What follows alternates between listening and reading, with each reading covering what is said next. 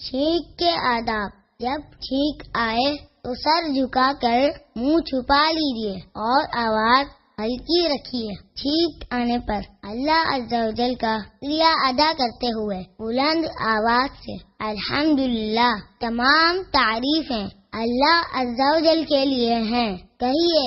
سننے والا جواب میں یرحمک اللہ، یعنی اللہ عز و جل آپ پر رحم فرمائے کہیں۔ پھر چھینکنے والا یغفر اللہ لنا ولکم کہے، یعنی اللہ عز و جل ہماری اور آپ کی مغفرت فرمائے۔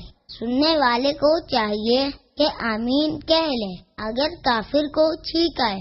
اگر غیر مسلم کو چھینک آئے اور اس نے الحمدللہ کہا تو جواب میں یہدیک اللہ، یعنی اللہ عز و جل تجھے ہدایت دے کہنا چاہیے۔ خطبے کے دوران اور نماز پڑھتے وقت کسی کی چھینک کا جواب نہیں دینا چاہیے۔